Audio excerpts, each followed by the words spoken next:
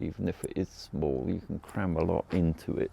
It was builder's rubble across everything. My wife suddenly came dashing into the bedroom one morning and saying, "Quick, come and look. I think you feel pleased with yourself when you see you've achieved something, even if it's a very small amount." The main challenge is trying to fit everything in. Yeah. Here's a little taster of Tony's garden. It's a small terraced house in North London. Garden is split in two and Tony's half is punching well above its weight. Hey guys, we're here with Tony Wilmott today. Tony is a very treasured client of mine, and I think, when was it I first came, was that?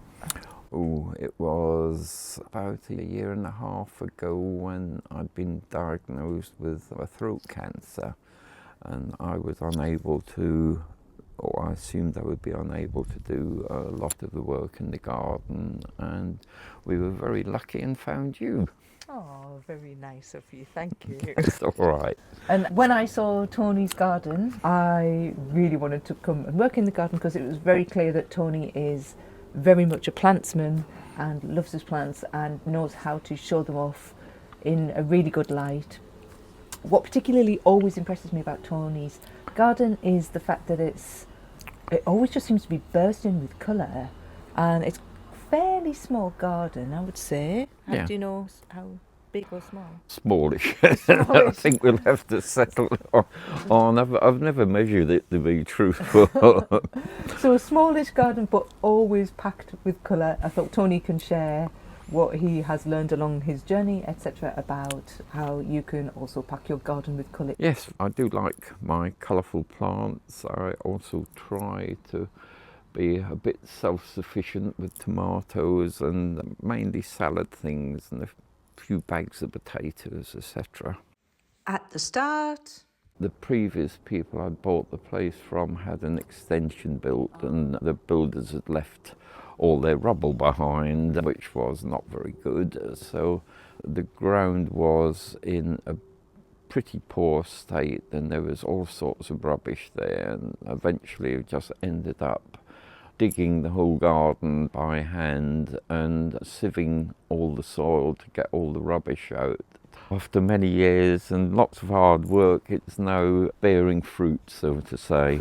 Well, say literally, except the veg is more being grown in pots actual beds. which introduces Tony's first strategy for maximising a small garden: planting in pots and containers.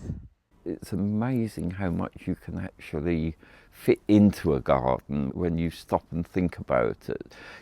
If you use pots as well, which I like doing like that, it I think gives a nice feel to if you're sitting out, if you're surrounded by plants, it makes it better than just sitting in a sterile area like that where there's just concrete blocks or something.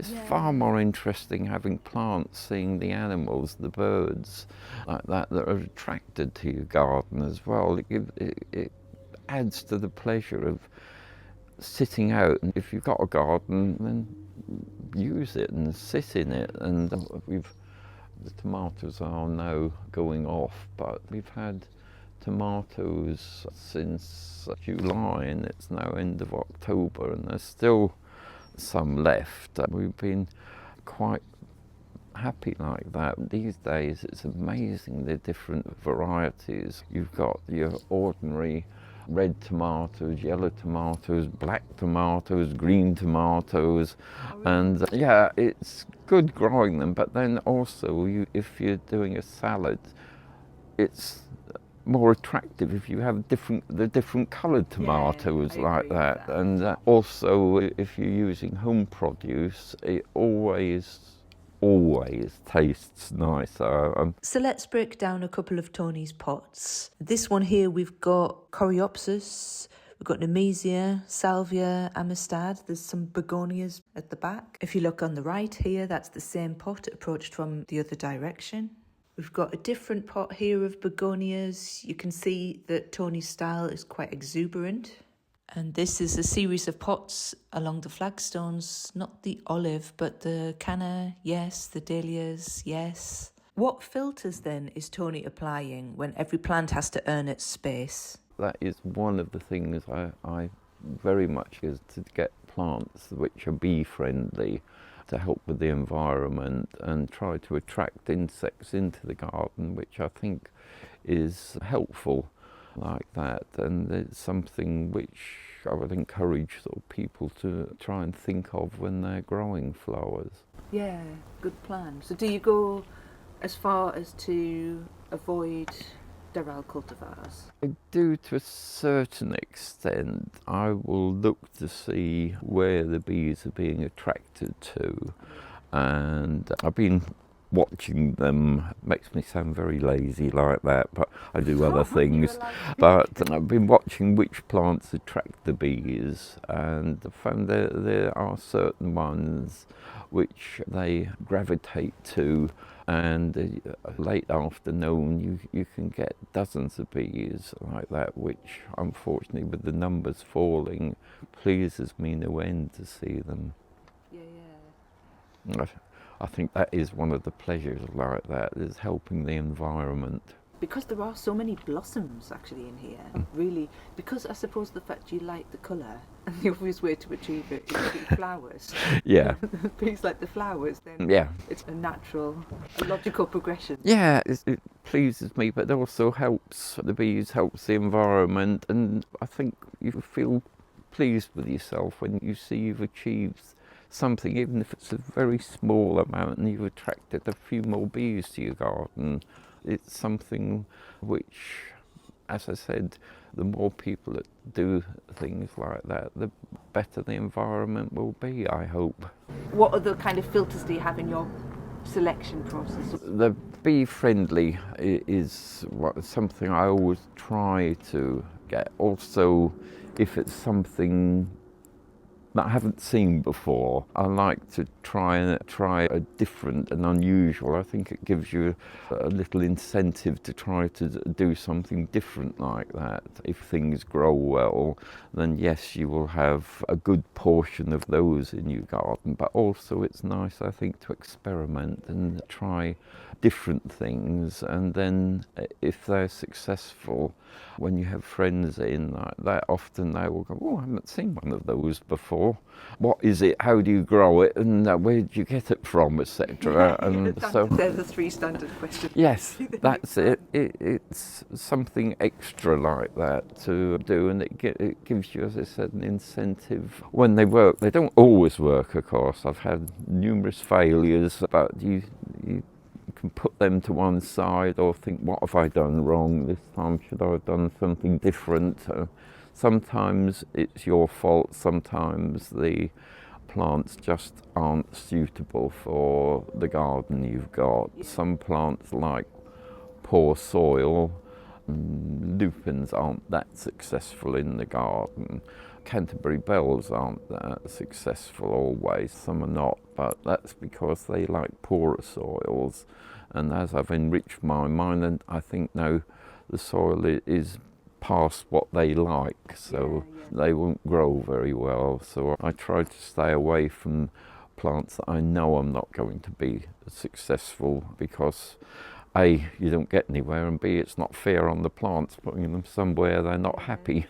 So which plant gives you particular joy right now? At the moment, I think the Mexican sunflowers, one that I've been trying more this year than in the past, was the cannas. They've grown very well this year. We've had not a bad summer. Lots of watering, I'm afraid, so my arms are getting longer from the watering cans, but they've done quite well, and you've got the variation of coloured leaves with the different reds and orange and yellow flowers. When we go to the nurseries or look in the seed packets to what to grow, there's always far more that you would like to have than you can actually fit in. So it's trying to cut down so you've got not too many plants, and if you're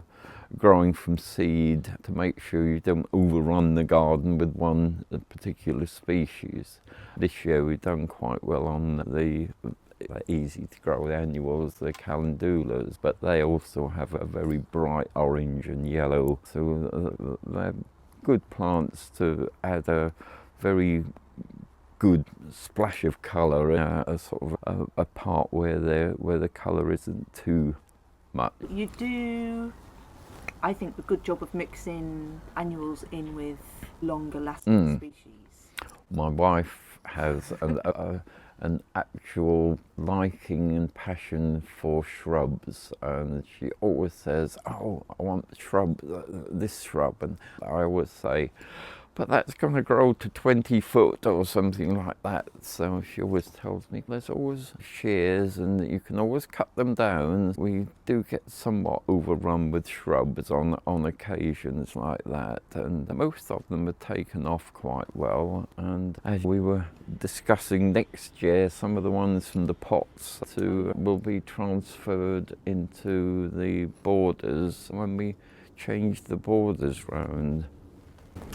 Yes. To me, when I look around, like, it looks in good balance, really, because you need some kind of backbone to the garden, and you can't tell that one half of the husband and wife team live here is like fanatical about shrubs. Like it looks to me about. Yes, I think we've got a reasonable balance, but that's why several of the shrubs are in tubs at the moment, because I like usually to put them into tubs to get them growing, to see how well they take, and if they're happy in the position that we've put the tub like that. Once they then have been there a couple of years, you can see instantly whether or not they're ones that are going to be happy in the garden, and then you then have to find a space for them to go. But it's all part of the fun that you get. It can be hard work, but there's a lot of fun there if you do enjoy your gardening. Yeah. Colours are fading off now, but there's still a little bit of colour here and there still, so I'm quite pleased with how it's gone, and it's all down to me by any means. Your help has been invaluable in getting everything running still and keeping them going when last year I was not at my best and had very little energy. Really, my preferred clients really are the ones that I can learn from as well. So for me, it's a win-win basically. So you get the help in the garden, benefit of some education. It's very nice of you to say so. I've never looked upon myself as educating. As I said, I just sort of am an amateur gardener that potters about outside and gets out of my wife's way like that when I'm in the garden in the summertime. You literally show me how you do pelargoniums, do you remember? We're just waiting now. I shall be taking them out and taking cuttings from them perhaps next week or in November, and you can increase your stock quite well like that if you take cuttings. You lose a few, but I think usually if you say you're going to get 60-70% of the cuttings will survive. Do you remember that your greenhouse got blown off? Oh, yes, yes.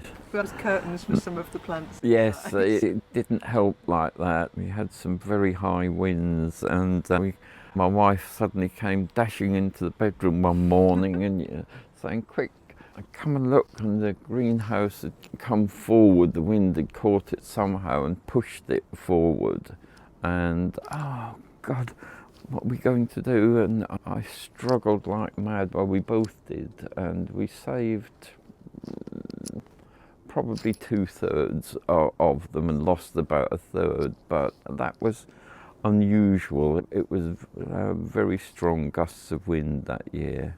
Can you think of one lesson that you've learned through trial and error that you wish you'd known from the start? Oh, there's lots of things that you learn about. You can't let things get out of hand, so you have to keep them in manageable sizes, but in a small, especially as it's a small garden, but even if it is small, you can cram a lot into it.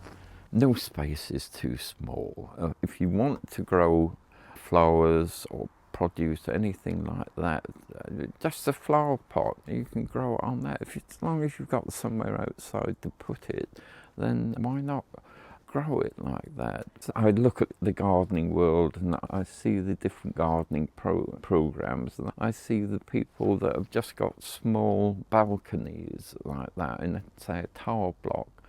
And yet it's like a sort of Garden of Eden there that they've grown, and how attractive it makes them look, rather than just your washing line and a few towels drying, like roof gardens. When I was working, I would go sometimes to blocks of flat. There's one just near Baker Street which has an absolutely amazing roof garden. You can walk around and you get robins and butterflies in the garden like that, and then you've got Marylebone Road, should we say, just to the side, but you sit there and you would never think for one moment that you were sitting in the middle of London. And it wasn't all in big houses, sometimes just a little terraced cottage like that, but the person there loved what they were doing and put effort in, and really,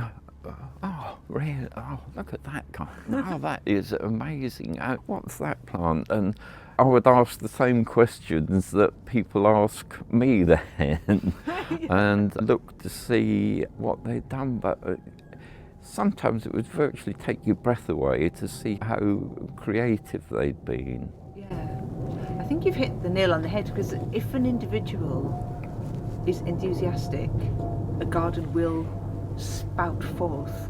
It will do, yes. It might take a little time like that. When you start off, you always get things wrong, and I've had lots of things go wrong, I must admit, but you learn from your mistakes, and then you don't make the same mistake again, and then you can pass on your knowledge, hopefully, to help other people like that. Which is exactly what you're doing now. So that concludes our interview with the forthcoming and fruitful Tony Wilmott, who lives in Winchmore Hill in London and has been kindly showcasing his small but extremely bountiful garden. Thank you. It's been a great pleasure, and again, as I said, your help has been invaluable in it. Thank you. Thank you to say. Go forth and hope that you can get a lot of mileage out of your own small garden and picked up lots of tips. We'll see you in the next video. Take care. Thank you.